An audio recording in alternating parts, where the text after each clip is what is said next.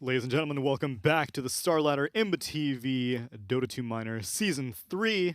We are already well into the way of the first day. First series has already been completed, and we are now into our second series, Alliance versus NoPing Esports, with Alliance coming out with a Game 1 victory, but a surprisingly competitive game from NoPing, I will say. Yeah, for sure. They had a great first 15 minutes of the game. Couple of mistakes with the Haunt where they were not together. There was no follow-up. Spectre was caught in a really awkward position where there was nothing to save her. Spirit Vessel was on Phoenix already completed early on, and you can't play against the Sanum. There was no any kind of a dispel. There was no Lotus Orbs on them. So Alliance took the game, even though NoPing had the almost 5k net worth lead. Yeah. And their Spectre was like out farming a Medusa, which is not easy for a Radiance-less Spectre to do. I like how NoPing has no space in it, so it's like, NoPing. I'm just noping out of this game. Nikobaby, unsurprisingly, on his signature Medusa. You can see it on his neck. You can see it right below him.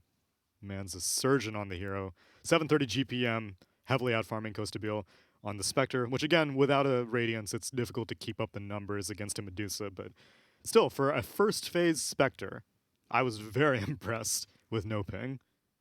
They did good. We did not expect Invoker to perform after that really bad laning stage, but a couple of good rotations from him, and that gave him the advantage in the 10 to 15 minute mark window. Yeah, that Quaswex build ends up being more useful than I was expecting, especially with that Spirit Vessel. But wasn't quite enough due to some costly mistakes. Costabile ends up not being able to hard carry the game as much as we were hoping for on that Spectre. Head to head, yeah. I mean, no real big surprise. I will say that moving into Game 2, I'm kind of hoping that NoPing stick to their strategies. Like I said, I like their map movements in Game 1, but it was the split-second decision-making that was... it needed some improvement. So maybe heroes that are not... Like you had mentioned, Spectre's a hero that just kind of inherently, migrates away from the team, and activating Haunt, like, one bad reality, and in the previous game it was like 2 or 3 bad realities that ended up losing the game. Just pick heroes that, have to stick together, like Lifestealer, If you're infested in one of your allies, what's the At worst least that you can have get one into? ally, huh? Yeah, exactly. With you. Practice some That's a buddy good system. point. I don't think anything was necessarily bad with their draft. It was just the execution in the mid game that kind of cost them the game. They showed like a dominant opening with the Spectre first phase that says, yeah, you want to get Medusa in the first phase. We're gonna keep fighting against you. We're not afraid to show our hand. Head-to-head hard carry matchups. Not going to be the case this time, though, as Medusa has been first phase banned out by NoPing. Definitely some respect towards Nikobaby, as well as a Timbersaw ban. Alliance, they will ban out the Bat Rider, and then burn a bunch of reserve time to decide to ban out a Phantom Lancer first phase. Wow, okay. NoPing banned Oracle in the first phase last game. This is the opener that Alliance really likes to get the hands on. And they still don't ban out the Oracle, so yeah, Oracle available. Instead, it's just a bunch of core bans from NoPing as they ban out the Faceless Void. Definitely targeting Nikobaby. And before the series started, I thought that was your best solution for beating Alliance. And they gave Medusa up, so now they're like, okay, let's try a different approach. Let's actually make sure that Nikobaby is under control. Nyx Assassin, not banned out. Snapfire, not banned out. Nope. Spoke too soon. There goes Snapfire. Snapfire is the hero that does so many things. You have slow, you have burst in terms of magical damage, you have a save, you have a built-in stun. So checks a lot of the boxes, is good at pretty much every stage of the game. One of the reasons why heroes that are banned or picked, most of the time it's picked in the first phase. Yeah. There's really no penalty to picking a hero like that early on. There is a slight penalty to picking Enchantress this early on, though, as a little bit underwhelmed by KJ's performance in the last game. We don't know if it was their plan all along to have a 5-position Enchantress. That may have just been the way that the draft forced them into. But Alliance pick up the Nyx Assassin. Despite no Snapfire on the field, Nyx Assassin is still an extremely strong hero. Great against Enchantress, being able to break that untouchable once she's level 6. And as well as a hero with just a ton of damage. A ton of burst damage, at least. Yeah, you have a guarantee. I'm not saying guaranteed because you can miss, but it's a really long duration stun. Also gives you ability to gank, scout things out, buy time for your team. If things are not going well, you can creep skip. And that's Void, not the Faceless Void, Nope. but the Void Spirit. It's the VS, right? Oh, yeah. Wait. Void Spirit enters the fray. Alliance pick him up. The last time that we had seen him in the previous series, it was more of a utility-oriented Void. It was played as a 4-position, laning with a Pango who was a 3-position. Still saw the Yules build in the end, but you want to see some core Void Spirit, right? You want to see that Chrysalis Void Spirit, right, Lacoste? Yes, either that or Deso. This hero pretty hard to take down. Same goes for Nyx Assassin. You need to invest a lot of resources, either in terms of sentries or a lot of time. If he gets the carapace off, he's not dying. He's dodging that gank. Same goes for Void Spirit. If you don't catch him before, Puck is still in a pool. One of the better heroes against the Void Spirit, and NoPing really loves to first phase it. I would be surprised if they don't pick it here. Yeah, you had mentioned it in the last series, or rather last game. Wasn't banned out, and NoPing still didn't go for it, but they will go for a Lifestealer. So I guess they solved the issue that I had, which is give Kostabile a hero that he possibly can't mess up on. You know, I guess maybe you would mistime Rage. That's really the worst thing that could happen, but you know, you're going to be infested into allies. You're going to be hanging out with your team. There's not that much trouble you could get into on a Lifestealer. Not a hero with a stun, though, and you said that you want to be able to catch these slippery heroes like Void Spirit and Nyx Assassin, and Lifestealer is not that great at that. Slows are not sufficient. You need disables and stuns and roots. If somehow Puck survives through the banning stage, it's a good vehicle for the Lifestealer. Yeah. StarLadder gets banned out. What's your how'd you feel about the nerfs to StarLadder in 7.24b? Were they adequate? Did you want more? Because StarLadder was super popular during Mad Moon, I remember. Yes. It's just a slight nerfs. I don't think it's going to affect him that much. More of a core StarLadder, even though Corrosive Haze also got nerfs. So if you're playing position 4 or 5, the Roche taking will take a bit more time. Other than that, still a great hero. Yeah. Agreed. Would have been a great vehicle for Lifestealer as well, which is why Alliance opted to ban it out, as well as some true sight on the Nyx Assassin, so solid ban.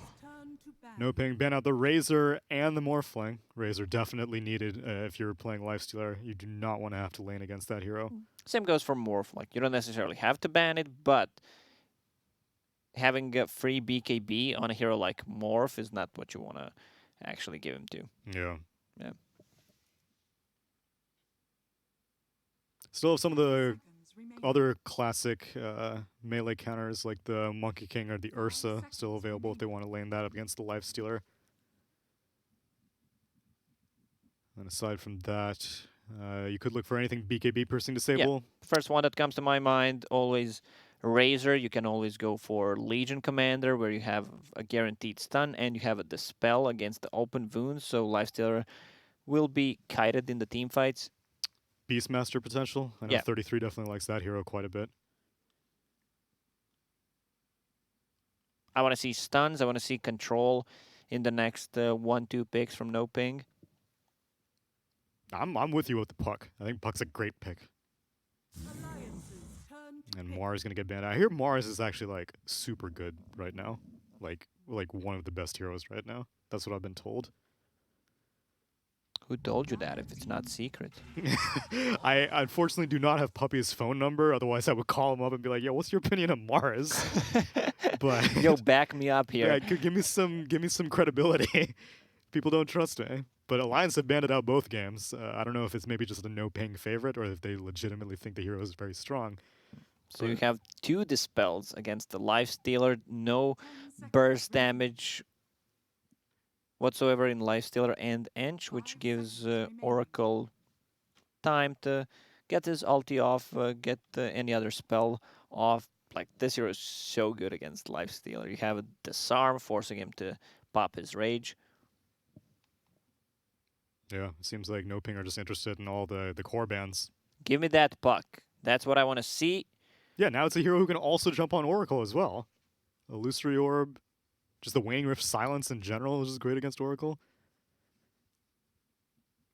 I'll be upset if they don't pick it, or if they don't have a good alternative at least. Any silence, I guess. Death Prophet is like not a hero these days. So I disagree. I think the hero is still good and would fit in this kind of meta. Really? It just we didn't see that much of DP. A lot of the teams are just copying what the tier 1 teams are doing. What are you laughing about? No, I mean I'm with you. I agree that's how trends go with pro players. It's just like, who's winning? Oh, okay, I'll just do that. The only downside of the hero is like not the greatest laning stage and high cooldown on that ulti. But once you pop the ulti, if you can't find the fight, you can always go into Roche pit. So you need to lurk around the Roche and try to get fights nearby. Oh, that's why people were so hyped up about her Ags, though. It doesn't make her cooldown as expensive on the Exorcism. Well, there's the classic combination. Oracle plus Troll Warlord. Basically 12 seconds of I can't die between the Battle Trance and the False Promise. Yeah, NoPing really needs something that can jump on Oracle. None of these heroes can get to Oracle. Once again, there's Puck snapping the coil with the Troll once he pops the ulti. Also, you can build into Eul Scepter if needed. They're really limited on the damage right now. On side of NoPing, everything's pretty static. Yeah, we did see Odie as a response to Troll Warlord in in our previous series that we casted. The Odie never used Sanity's Eclipse, but in theory it would have been good burst damage versus a Troll Warlord, and just good damage in general. So I would be okay with that if they want to go for something like an Odie, anything with a Banish, or something that can kite Troll Warlord. Because I guess you don't really know the mid lane yet. It's probably not going to be Troll. They'll probably pick a different hero from mid on Alliance. They can swap things around, have Void Spirit on the side lane. If needed, Troll could be played at mid. Brewmaster picked up. It is a hero that can definitely be very irritating for Troll. Just the Cyclone from the Storm Panda. First of all, Oracle can't target the Troll Warlord then, and you can waste a lot of Troll's time. Not a particularly popular hero, though. Personally, I think that with, what's his W called? It's not Drunken Haze anymore. Cinderbrew? Cinderbrew. Once Cinderbrew lost the self-attack thing, I thought that that was like a massive nerf to Brewmaster. Because the self-attack thing was so useful against so many heroes. Like Medusa, it was so good against Medusa. And now it just like, I don't know. I feel like his laning potential just got nerfed heavily. But the hero still gets picked every once in a while. Not like a top-tier offlaner, but still one that has its utility, especially against heroes like Troll. I see some benefits here where you split, try to find Oracle in the back lines, control him with either Cyclone or just focus him to try to use ulti on him, Cyclone the Troll. Still, I'm worried about their damage output. Yeah, there's a lot of save. These heroes are pretty slippery, hard to target, and I wanted to see more control. The only one who has control right now is Rubik. You talked about that Prophet, I was thinking for she just got banned. Yeah, wow, okay. Well, I do know that it's a Limmp classic, but still, that is surprising. I mean, they do have like the beginnings of a good push with Troll Warlord. They just need a mid laner who could possibly follow it up. DK still a possibility for Alliance as well. I think they might lean something toward that builds Eul Scepter. Lina would check a couple of boxes with the Eul Scepter and Laguna build. Also, this is the hero that does well in the laning stage against the Void Spirit, makes his lane pretty much unplayable. Wait, so why do you want the Eul Scepter builder? Yeah, against the Troll Warlord, just to buy time when he pops the ulti. I see.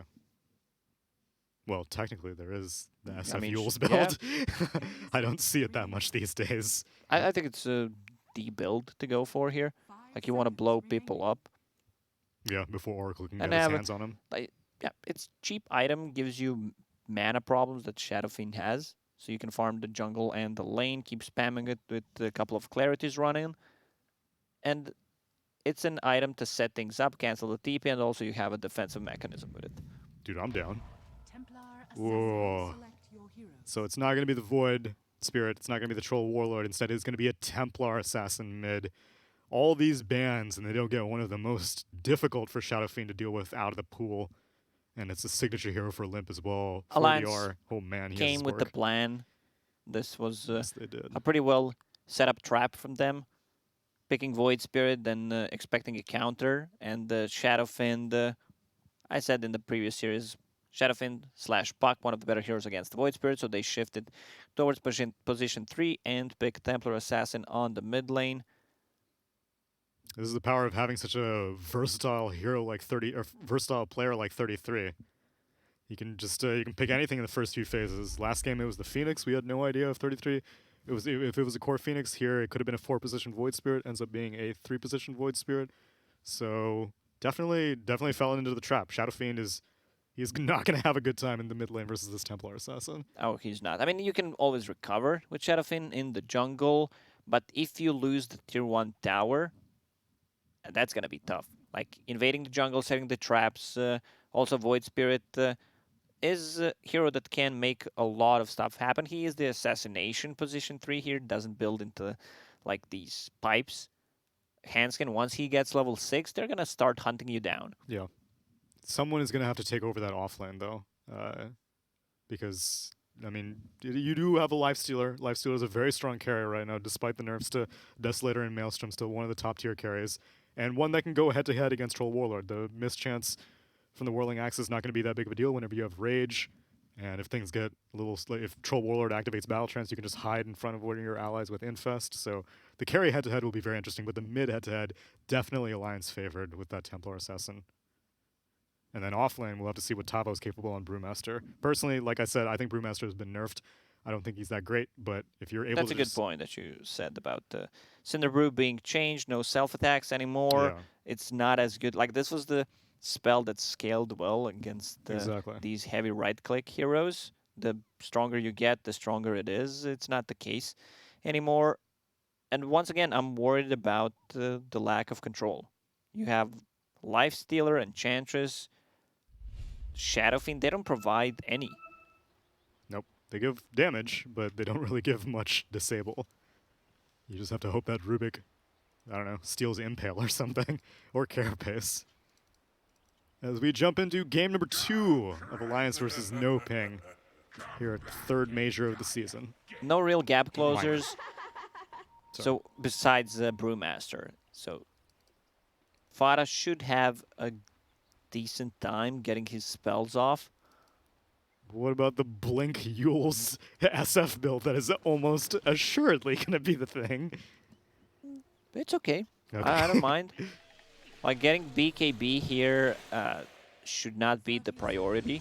You're playing against TA, you're playing against Troll. They don't care too much if you get a BKB or not. Yeah. I love winning. I love winning. Do you love winning, Lacoste? Yes, I do. More than losing. How very surprising. Do you think there's a god? But there probably is. I mean, people are really weird who loves to lose. Yeah.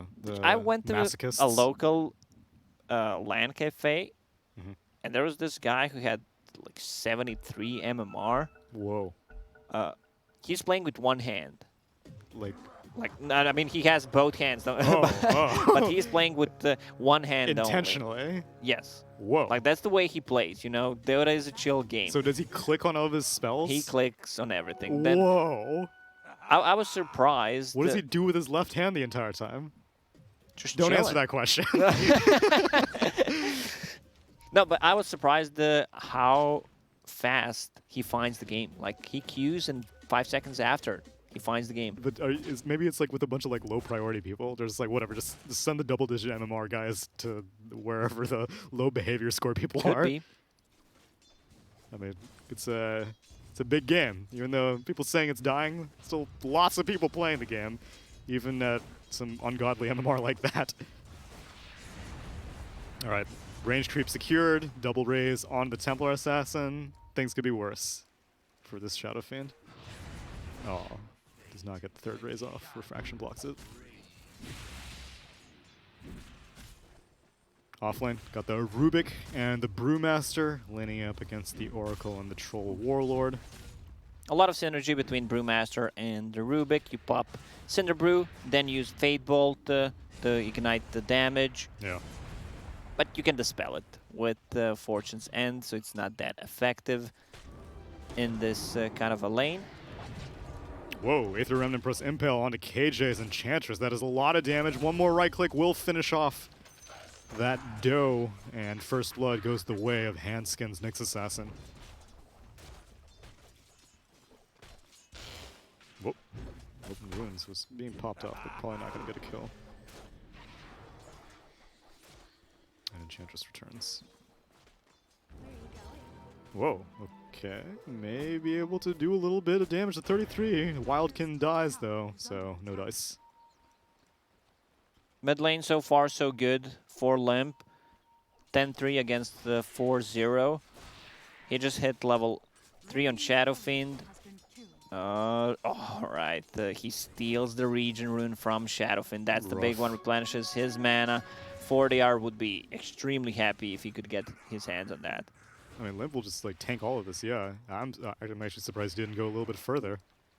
And he used every single point of mana to get those 6 last hits on Shadow Fiend. Yep. He did get his bottle though, yeah. So at least he's going to have regen back in the lane, but yeah, I mean, this is just the way the matchup goes.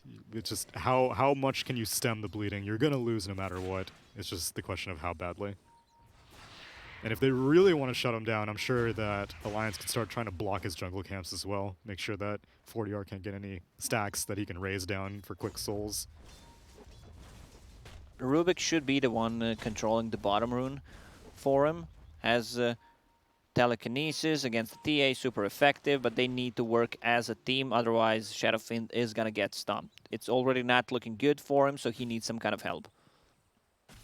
At what point do you just give up on the lane and go into the jungle? Is it based off of like TA's level, or is it just based off of like I can't get any last hits? He here? might wait for another rune to spawn. If he does not get it, go back and just heal up with the bottle and start jungling. As you said, there is the combination between the Cinder Brew and the Fade Bolt, just straight up igniting it. Ignites everything because it bounces all over the place. So strong synergy, and the Yellowcore will manage to clip Fata's Courier.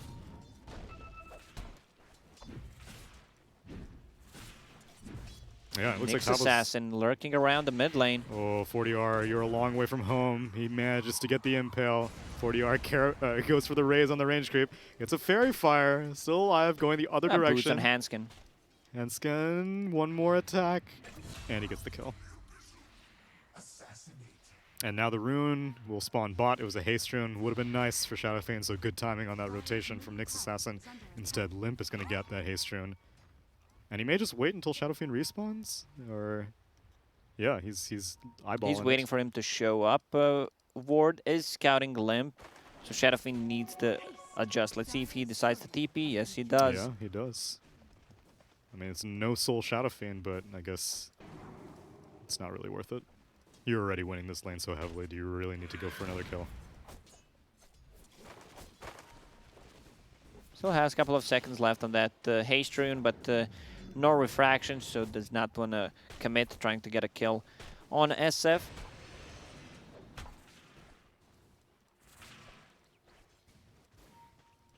Rest of the lane's just pulling their creep waves. Nothing too special going on. 33, getting a little bit low, but Lifesteal getting the free farm as expected. nice try on Handsken to impale the Enchantress, but unfortunately just a little bit too late. They can't win this top lane. Lifestealer with the Feast regening too much, and they don't really threaten a kill on him. Yeah, it's one of the most difficult things for me to get used to whenever Feast was changed. Is like, Feast used to just not be useful. It was a little bit more damage when you last hit, but like the regen was not really there. And I remember when I first started playing Dota, I was just like, oh, his name's Lifestealer, so I should probably like have infinite regen, right? And I was like, I can't like lane that well. And now it's just like impossible to zone him out. It's like a Legion commander. No matter how hard you try, like all the inherent passive regen will just cancel out whatever harass you do. Yeah, the extra attack speed that they swapped from Rage to Feast is also one of the reasons why you just want to max it out right now. Yeah. Dire structures are fortified. 33 manages to steal away the siege creep wave and a little bit of a glyph to force him all the way back between the tier 2 and the tier 3. I think he's fine with that. Yeah, he's fine with that. Lifestealer's like, where the hell's my creeps? And 40R, oh man, rotation in from Handsken. One more right click with some body blocks from Theolacor, and the Shadow Fiend does manage to survive, gets a turnaround Nice raise. turnaround kill. Gets a little bit of revenge for that attempt. Now Limmp turns on the trap. Theolacor, he's screwed. He will go down. It's not much, but it's something.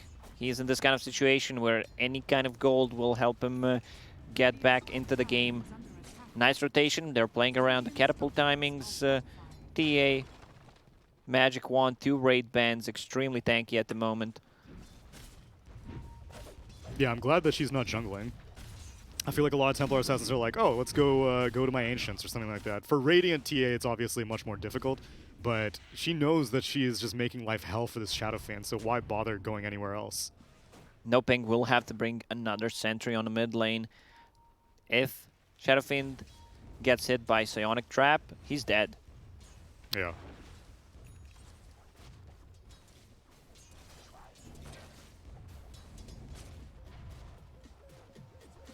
Last hits still looking pretty favored for Radiant.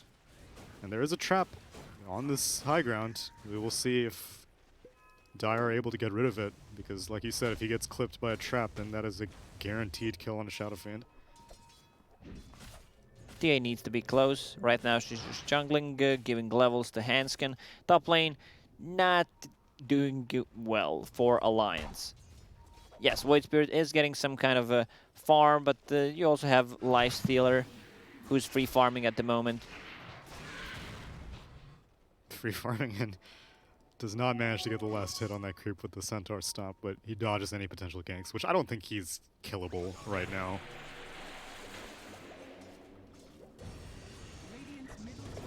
Enchantress, on the other hand, oh, never mind. Impale attempted onto the Brewmaster. That's going to miss. It's shorter than you think. Yeah. I'm surprised that he didn't just hold out and try to go for the Enchantress with that Impale.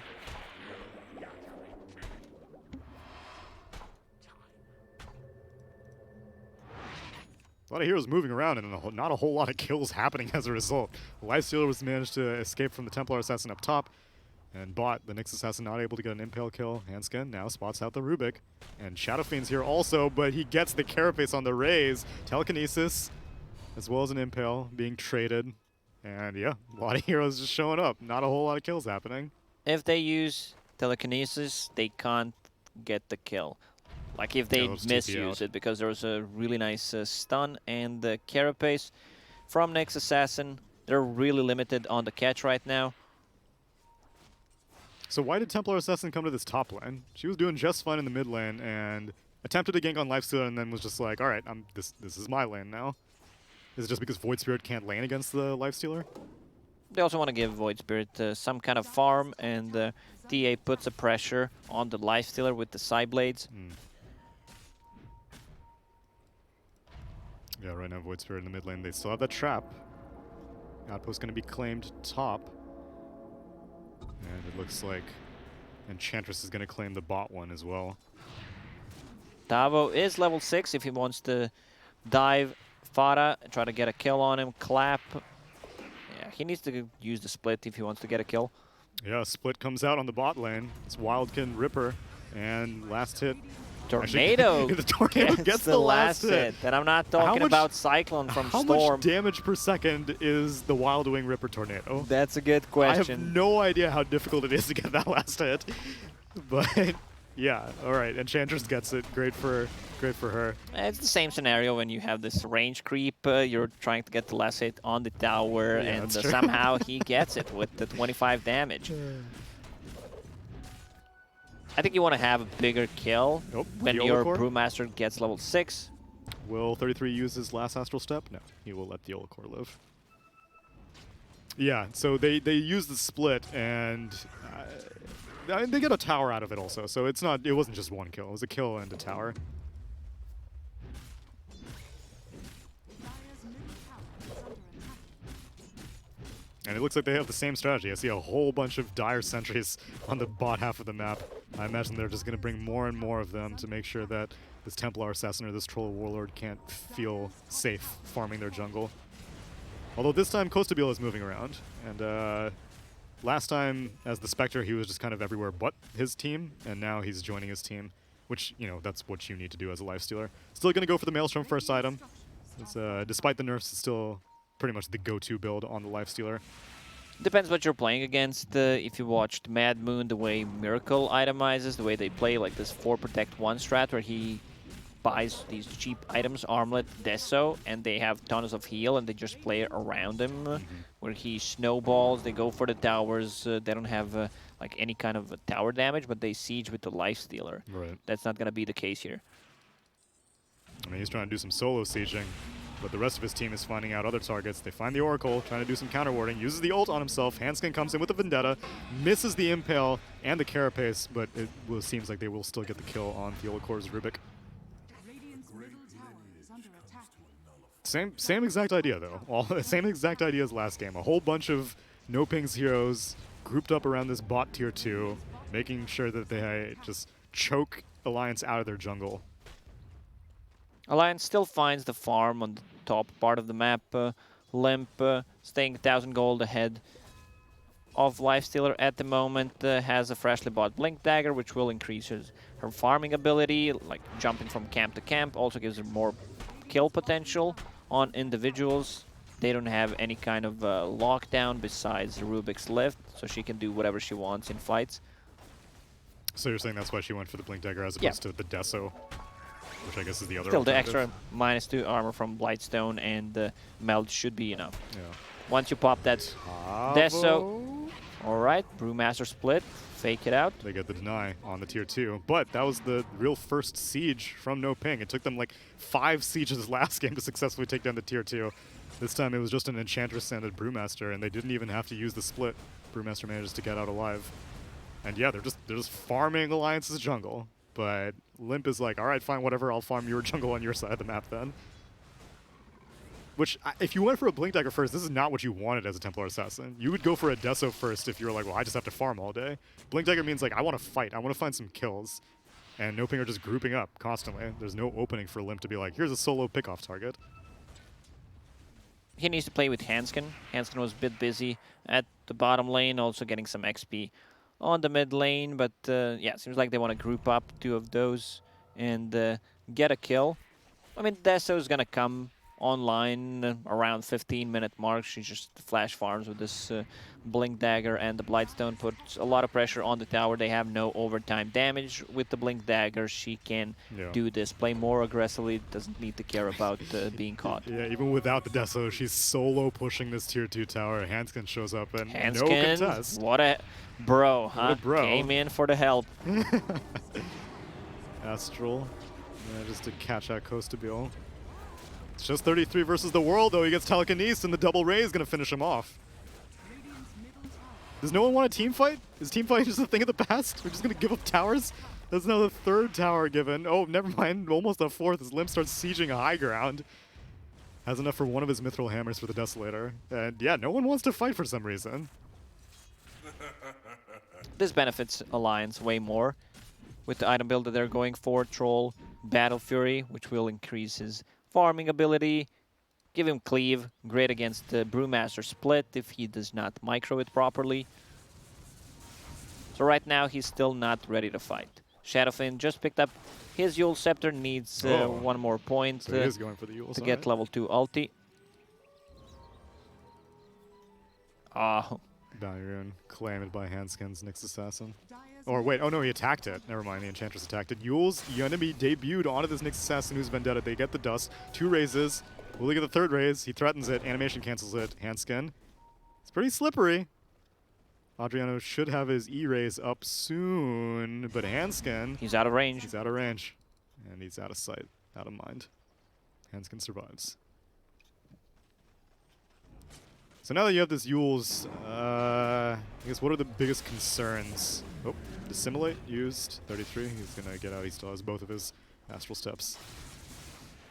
So once you see a Yule's build on Shadow Fiend, like what is your idea if you're against a Shadow Fiend? You see this build, you're like, this is what I need to do against this kind of all-in Requiem build. It's not all-in build, in my opinion. It just excels your farming potential. You have a built-in save right now, so you don't have to care that much relying on your team to save you. And he has BKB queued up, so there's going to be another save. Even though they don't have that much magical damage. But you still want to get the Requiem off. But who wants to team fight right now, I guess it would be my alternate question. Like, are both teams just cool chilling right now? I mean, Limmp has his Desolator fully completed now. He's going to get it delivered to him.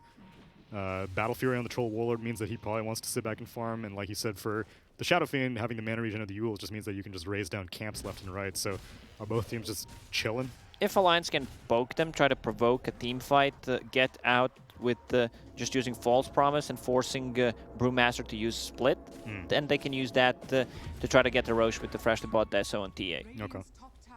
Troll definitely needs another item to take a fight. I love that.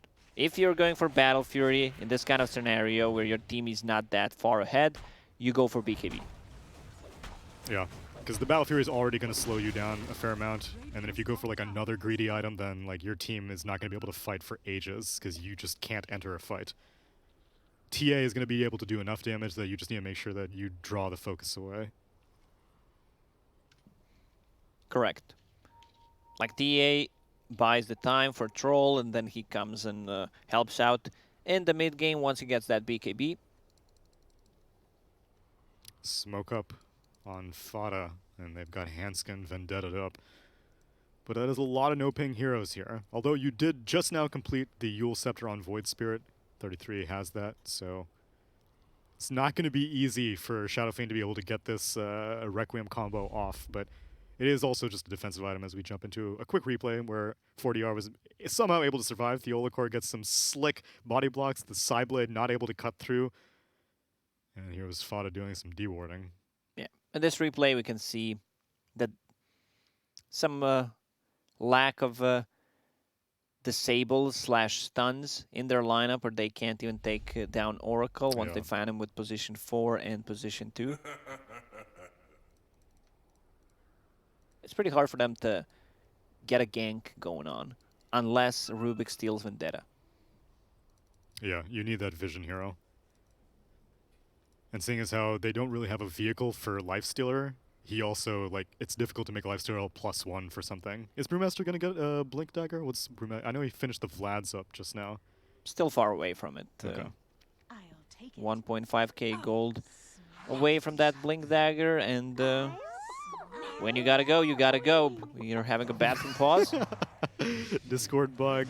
And you're like, you know, my bladder's feeling a little bit full now that you mention it.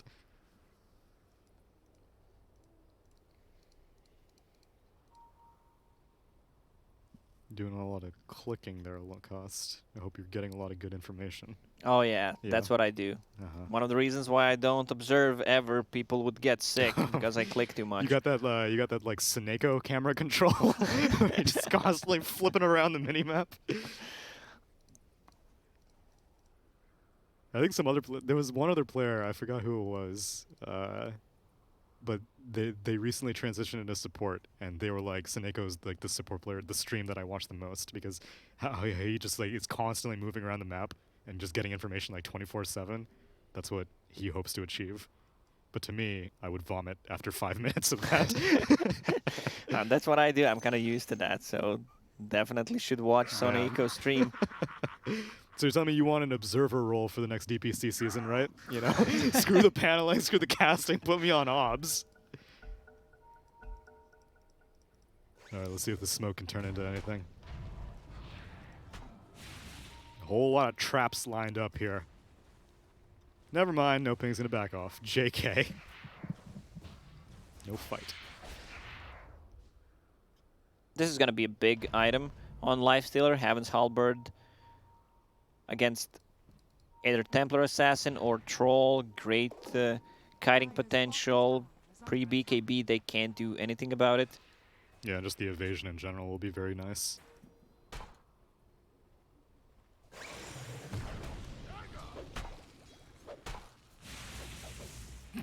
Rubik takes all the last hits away from Tavo's Brewmaster. All right. No Blink Dagger. Yo, Rubik, wait, point booster. Is he just rushing Ags on Rubik? I'm amazed he already has the point booster, and I'm even more amazed that he's backpacking the point That's booster. Energy Booster. Oh, energy booster. Okay, that makes more sense. Going for Ether Lens. Yeah, okay, fair enough. Well, I guess his form is more important than Brewmaster's. There's that new Aether Lens icon. You're really Dude, I'm fan of that, because huh? just think about the logic. What was the logic? Did they like have a meeting at Valve? They're like, guys, the game's great. There's just one thing. It's the Aether Lens icon. I need it changed tomorrow. Was that even said in any kind of patch? No, No. it just happened. It was a shadow patch. There was no rhyme or reason for I it. think we have a lot of those because some things just stop working the know. way they were. One thing that I was recently notified of is, so as we see this tier 2 tower get claimed, if a fight pops up, oh, never mind, hold that thought. Remnant gonna draw back the Nyx Assassin. He gets ulted from the Oracle, and he will back off. Should be fine. Goes into the Vendetta, and yeah, he's gonna survive. So one thing that I learned, you know, whenever Razor's static link has like the automatic right clicks built into it. So for the first few weeks of the patch, if you were Bane Nightmared, the automatic right clicks from the static link would not wake you up. And so you could just like link someone and have them be Bane Nightmared, and you could just hit them. I know that one. It's fixed, right? It's fixed. But Thank they never God. mentioned that. It just happened. Because it was never a thing, you know. If you fix something, it means that you made a mistake. It's Schrodinger's bug. You know, if you observe it, only if you observe it, it exists. Yule's up into the ulti. Not really the proper combo, but the fear buys enough time for the triple raise. It's one of the reasons why Shadowfin's Yule Scepter is popular, because of the Because the fear. addition of that fear mechanic. Yeah, you don't need to aim it perfectly. It used to be like you had to be like pixel perfect underneath the Cyclone to insta-gib someone. But now with the fear, you can get the triple raise follow-up afterwards. 2 bounty runes apiece. 1 outpost. Oh no, actually both outposts for Radiant. But this Roche might be dire. There is a Void Spirit Remnant lingering around in here. That's Oh, a but it's BKB on stolen. Troll. Just needs to get the courier going. Also, if NoPing can steal this from Alliance, stealing Roche from Ursa lineups or TA is always going to feel so good. Yeah, Void Spirit ended up TPing to his tier 2 tower as opposed to the outpost. Split is already activated, gets the Cyclone off on the Nyx Assassin, and Aegis is claimed by Kostabil's Lifestealer. They get a Yule Scepter disable onto Nikobaby. 1 raise connects, as well as a Medallion, slowing him down with the open wounds. He activates the BKB so that he can run out. Wants to turn around the fight now, despite being kind of low. Activates the Battle Trance, and Kostabil will infest into Tavo. Activates his Haze, and out pops Kostabil. They get the disable onto the Brewmaster as the split has ended. Dissimulate comes out. He's going to juke him, but he just goes deeper, and no Astral Steps to get out of that situation. Down goes the Void Spirit. Costs a Rubik buyback, but I'm very surprised that Alliance wanted to challenge after the Aegis is already claimed. They saw Brewmaster using the split, so they wanted to take advantage of that, maybe even try to get a fight. I still think Troll needs another item to take a fight right now. This Lifestealer is causing a lot of issues, especially with that Aegis picked up. Ideally, this kind of lineup would go for high ground, and I think they're not going to stop. There's a siege creep, but you would want to have level 15 talent on Shadowfin, where Presence Aura affects buildings. So this is how one of the old Gambit lineups played. Yeah, very fast, and if they're able to get that presence, that would be great. They're already taking down the tower to half HP. Although Void Spirit has respawned now, they get the glyph off. This Siege Creep's going to survive for a little bit longer. Fata gets raged up, has to activate the ult on himself in good timing too, because he just got hit by the stolen impale of Rubik. And now BKB activated by There's the forZe. They get Requiem. the Yules, they get the ult, but the BKB activated by Nikobaby is going to make sure he takes no damage, no fear, and he's going to try to turn it around. Remember, KheZu still has this Aegis available. Remnant going to draw back the Brewmaster as well after the Yules follow-up. And all these stolen impales, actually, they managed to almost get the Troll Warlord, but he gets the Battle Trance off right before he dies. He's still going to get drawn into the Dire side, though, just by virtue of that aggro, and he will get finished off by a close raise, and they claim the tier 3, still have the Aegis. Let's keep pushing. That is a Troll Warlord with no buyback dead at 22 minutes. Forcing Oracle to use ulti on himself always feels good. A very nice play from NoPing, and this is going to be a free set of Raxes for them. They're still... Okay, Yeah. they have no tier 2 towers, so they're just going to continue. Age is still up and running for the next 2.5 minutes. Shadowfiend about to hit level 15. Move out of my XP range. I want to get Give me the get that. tomes. Alright, he gets the move speed instead. Yules up defensively on Shadowfiend, or one of them, I don't remember which one. But Oh, in nice comes the TA, impale. the two-man stun into the double side blades. Down goes the Shadowfiend real quick and easy. Handsken's on the run, but he's getting chased down by this Brewmaster split. He's going to get saved by the Oracle. It costs an Oracle buyback, however. Don't know if that was worth it just to save a Nyx Assassin, but they may be able to get the follow-up. Limmp is chasing down this Earth Spirit. Immediate impale Godly connection. time stun from Handsken. Great timing, and Tavo's going to go down. That is 3 heroes. Granted, Brewmaster did not have his Blink Dagger completed, so it didn't need to be perfectly timed, but now he does, but he's dead. They lost one set of Raxes, but now Alliance feels like they just want to keep fighting. Also, Shadowfiend, when he's out, like one of the worst heroes also to buy back with.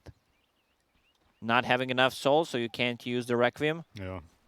So how did that go so poorly? It seemed like things were going great. I agreed with their decision to go for a second set of Rax because the Troll Warlord was dead for so long. They were fighting under the Vision, Nyx Assassin, plus that Ward near that high ground area. That gave them all the info that they needed.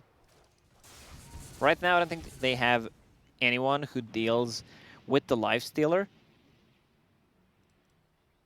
I mean, the itemization on Lifestealer, Halberd into AC, just a casual plate mail at the moment to boost his armor.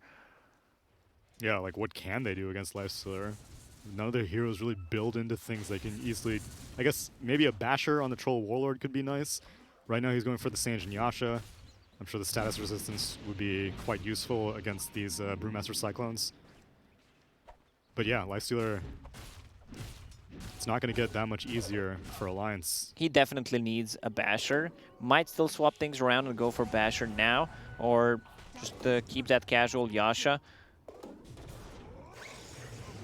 They need something. They have no abilities that go through Lifestealer's Rage. Yeah. Handsken manages to snipe Shadowfiend's Courier, making sure that 4DR cannot get the Blink Dagger delivered to him for a few minutes. Pays with his life. Enchantress with the Enchanted Quiver, huh?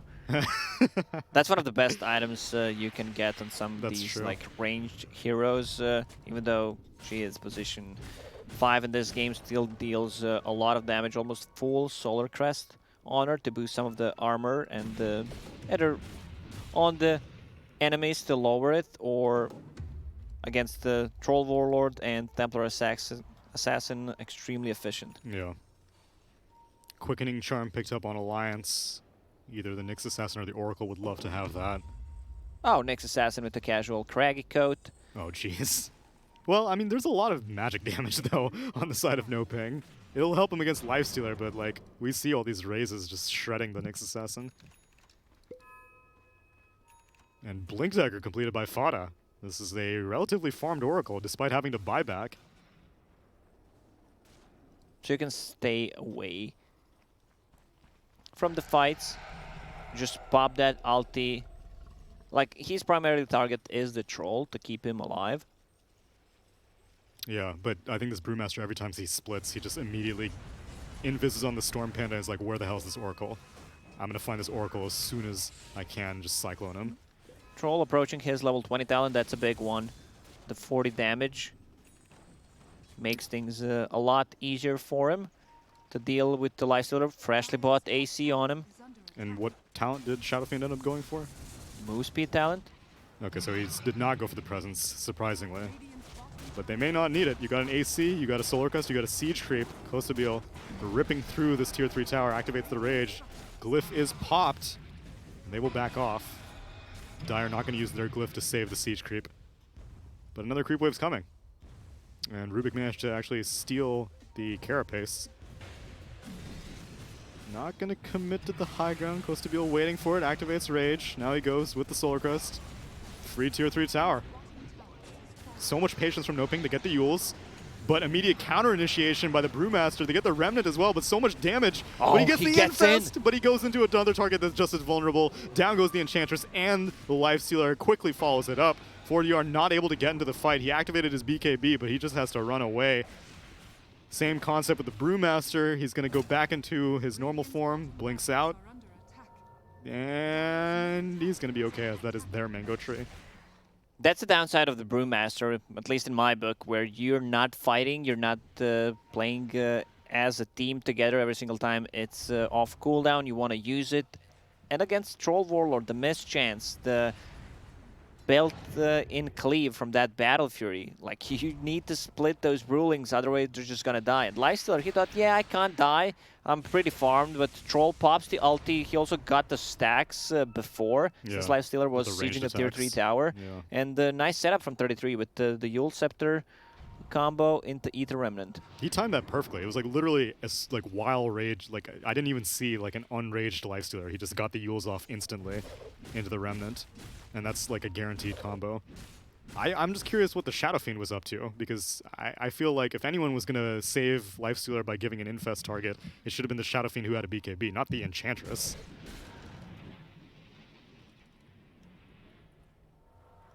But I'm sure they're a little bit wiser. And they do end up claiming the tier 3 tower, so it wasn't all for naught. It is a 5k net worth advantage, though, for Alliance, so you can never be too careful if you're NoPing. And this is definitely a team that can deal with being a Rax down. You've got a Battle Fury on the Troll Warlord. You got traps galore that you could set up in the off lane that loses the Rax. And Nikobaby understands that they need items right now, not saving for buyback, has that BKB, has Lifestealer from Vampire Fangs, also Oracle ulti will be popped on him, so he can't afford to go all in with the items, and that Basher is gonna cripple both Shadow Fiend and Lifestealer. Yules up onto the Void Spirit. They get the Fear, but the BKB activated by Limmp jumps right underneath the Shadow Fiend.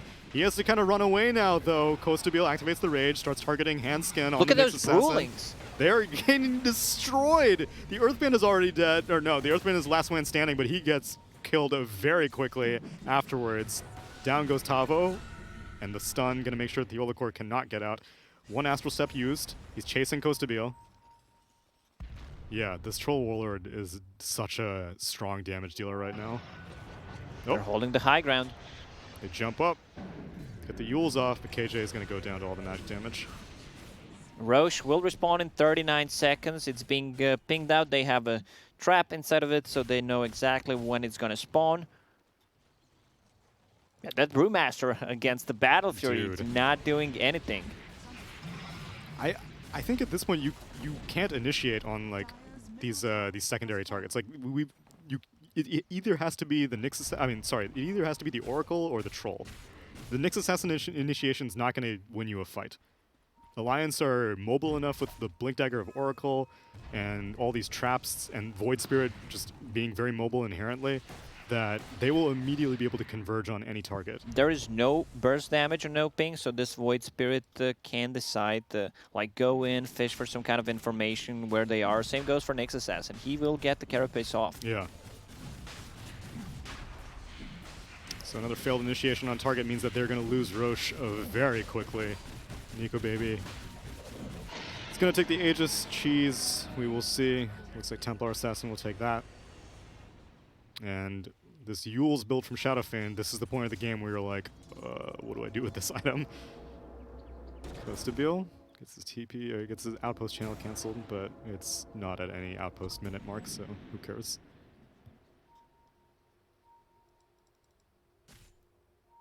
SF about to finish his E-Blade.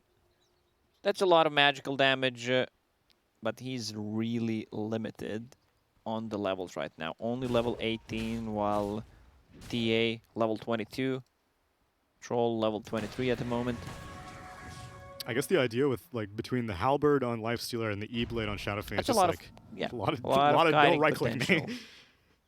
So if they can manage to wait out, if they can manage to survive the initial BKB from the Templar Assassin and the Troll Warlord, then the follow-up fight should theoretically be pretty easy, as long as they can just, you know, disarm and make ethereal or whatever. It's a great build on Shadowfiend, don't get me wrong, but you want to stay ahead, get the levels, and once you get to level 25, the 40% cooldown reduction Yeah. with all these items that you can use is just too good.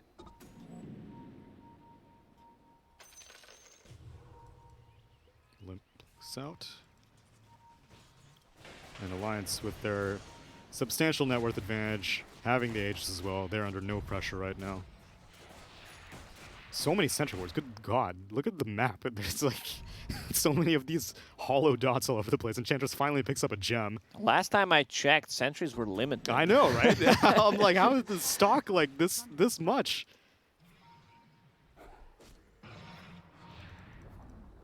Dire's bottom tower has They're fallen. slowly approaching NoPing's tier 3 towers. Yep. They don't care about the top lane. They already lost to Raxes. They're just pushing bot. Nikobaby's chunking away at that tower. The mid lane's getting pushed by Templar Assassins, so what are you gonna do? Glyph popped, as well as the E-blade. 33 looking for a potential initiation. Instead gets telekinesed. But no follow-up. Now there's a disarm. Troll Warlord doing everything but committing to a fight to make sure that he can't attack. It's a bash off, taking a little bit of damage, but he has the Aegis, so he's not really that concerned. I actually did not know that Rubik's Arcana gives custom traps. That's pretty cool. Look at those green traps. Neat. Everything looks better on Rubik. I know, right? Especially the cube Dude, the when you cube's the steal best. Pango's ulti. I still have yet to see a Chaos Meteor stolen in game yet, though. That's the other cube. I think that's like the final unlock for the Arcana. We have Nahaz here. We might see true. the meteor. Very true. BKB activated. It's Oracle ulti is going to save Void Spirit, however. That is way too much damage. The Void Spirit is almost certainly going to die afterwards. Although we'll see if they can get a turnaround. They get the Cyclone on the Troll. Wow, 33 is still alive. The Impetus will finish him gets off. him. Instant Oracle buyback. also dies, but Kostabila infests into a creep. He's going to run it away as quickly as possible while the Troll Warlord is Cyclone from that Brewmaster. And he barely manages to survive both buybacks. Immediate ethereal form onto the Troll Warlord, as well as a lot of magic damage. This creep still has Lifestealer inside of it. He's almost, yeah, he's full HP now. So we'll see if they can re-engage. Nice root. Going to make sure that Tavo cannot get the TP out. He's going to try to haze away. Handsken just looking for another target. They are going to find 4DR, who's trapped. He ethereals himself, but he's going to get dragged back with the Aether Remnant and finished off with the Dissimulate, and Handsken is going to get the kill. And that Does is not have a massive creep buyback. wave. They might just Oh, end God. the game here. Also, they lost the gem. Look at this creep wave. How many creeps are that? There's so many creeps in this bot lane. Yeah, there's going It's for like they tier had fours. the Earthshaker Yeah, with the blocking the with thing, or the Fisher. Chen, whenever you could block creeps of Chen. I mean, their tier 4s are getting pushed on Radiant right now as well. But NoPing is not going to base race. Instead, they're going to fight. Nikobaby still has the Aegis, and it will pop. And it was going to time out anyway. Dude, tier Just like 4s they know that Shadowfiend does not have a buyback. Yeah, and even if he does, he's not going to have any souls. So Nikobaby's just chunking down these towers. And initiation onto the Rubik. Rubik gets rooted, and he's going to go down. No buyback on him either. Kostabila has DD rune. Maybe they can do something with this. As he gets the bash, first hit bash onto the Templar Assassin. She can't attack the tower, and the corruption debuff got nerfed quite a bit. Now she Nikobaby does. just going for the throne. Yeah, this is it. That's it. They can't get it. Too much pressure applied from too many directions, and Alliance will claim a 2-0 victory versus the South American representatives at this minor. Way better showing from NoPing than I expected. The mid lane didn't go as planned. They got baited by that Void Spirit pick, which Alliance switched to position 3. Then they last picked the Templar Assassin to mess up with Shadowfiend on the mid lane. Like, Shadowfiend can play from behind, but doesn't really want to. You know, with this kind of a build, you want to dominate, you want to blink around the map, getting the kills on these supports, and that did not happen. Yeah, it was power of the draft flexibility, as we had mentioned. This is what makes a tier 1 team a tier 1 team, is that Yeah. you can pick all these heroes in the draft, and you may have these preconceived notions that Void Spirit's going to be this in this lane, but if it doesn't pan out in the end, then this is what can happen. But still, like you said, a much better showing than either of us expected from NoPing.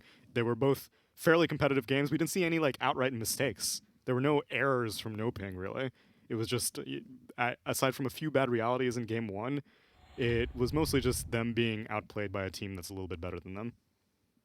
As we see the GPM statistics, Nikobaby, yet again with that Battle Fury on Troll Warlord. Unsurprising that he's top in the charts with GPM. Nice GPM on There we go. Nikobaby. There we go. It was nice. Very nice. Very nice. Also, 33, I gotta give him credit for some really nice Void Spirit play in this game. He set things up. That the siege on tier 3 tower, it lost them the game. Like, Lifestealer being, once again, a bit out of position, not respecting how much damage Troll can deal. He already built up all the stacks on his passive and then just popped the ulti and dismantled them. Even though he got the ulti off inside of Enchantress, it was still not enough. No. And yet again, the 5 position Enchantress was just very underwhelming. In game 1, I was not really impressed by it. And in game 2, it just didn't really seem like a pick that was... it was first phased in this draft, wasn't it? It was. Yeah, and so it just doesn't seem like a hero worthy of first phase the way that NoPing were playing it. Again, it may just be a comfort thing for KJ, seeing as how this is his first DPC event. Whatever you feel comfortable with, go for it, but maybe go back to the drawing board a little bit as we see these other head-to-heads. Were you... do you think that the Yule's build was the build for the Shadow Fiend? Sure. Okay. Has ton of kiting potential against the Troll. Once the BKBs on Templar Assassin and Troll drop, you will have that Ethereal Blade, but it was a bit too late in this game. Also, not even close to getting level 25, but if you're playing and staying ahead of the enemy team, you might get an extra Lincoln Sphere, so that cooldown reduction can do miracles. I mean, you can pretty much win the game alone if you get the timings on the correct items. Yeah, especially the Scythe also. Yeah. So strong at level 25. But that will be it from us two casting. It's a hell of a day. It was a pleasure doing it with you. Rare casting combination, but yeah, it's game series 1, Aster coming out on top. And in this series, Alliance coming out on top, both 2-0s. But we still do have a primary stream that you can go on over to, Dota StarLadder _EN. I see some game being played on there right now. I don't know which one it is. I would imagine it's Gambit versus Crazy. Yeah, it's Gambit Crazy. So you can go ahead and tune into that, but that'll be it for us for today. Thank you so much for stopping by, and we'll see you in a little bit.